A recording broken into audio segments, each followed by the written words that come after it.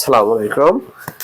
চতুর্থ শ্রেণীর শিক্ষার্থী বন্ধুরা, তোমাদেরকে আমি এখন সমতল ভগ্নাংশ দেখাবো। সমতল ভগ্নাংশ, ঠিক আছে? তাহলে সমতল ভগ্নাংশ আসলে কাকে বলে? মানে যে ভগ্নাংশকে গুণ বা ভাগের ফলে ভগ্নাংশে কোনো পরিবর্তন হয় না, সে হলো সমতল ভগ্নাংশ। দেখো 2/3 এর সমতল ভগ্নাংশ, সমতল ভগ্নাংশ বের করে দেখাবো। দেখো 2 × 2/3 সমান কত হয়? দেখো 4/6 একটা সমতল ভগ্নাংশ, ঠিক আছে? লব আর হরকে এক সংখ্যাতে গুণ করলে সমতল পাওয়া যায়। দেখো 2 × 3 আবার 3 × 3, তাহলে কত হবে? 6/9। এটা একটা সমতল ভগ্নাংশ, এই 2/3 এর। আবার দেখো 2 × 4, 3 × 4 সমান কত হয়? 8/12।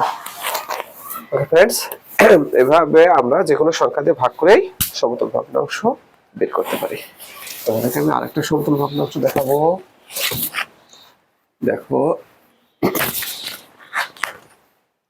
ধরো 18/24 একটা সমতল বের করে দেখাবো। ভাগ করে কিন্তু সমতল হয়। দেখো 18/2, 24/2, তাহলে কত হবে?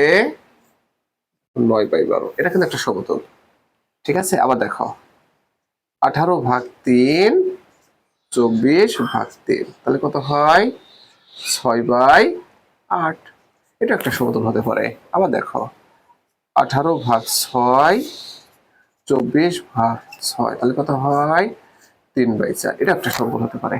আবার লক্ষ্য করে এরকম হতে পারে 18 × 2, 24 × 2, তাহলে কত হয়? 36/48। এটা একটা সমতল ভগ্নাংশ। তাহলে আমরা কোনো ভগ্নাংশকে যে কোনো সংখ্যা দিয়ে ভাগ করেও যে মান পাওয়া যায় সেটাও সমতল, আবার গুণ করলে যেটা পাওয়া যায় সেটা একটা সমতল ভগ্নাংশ। তো ফ্রেন্ডস, সবাইকে অসংখ্য ধন্যবাদ।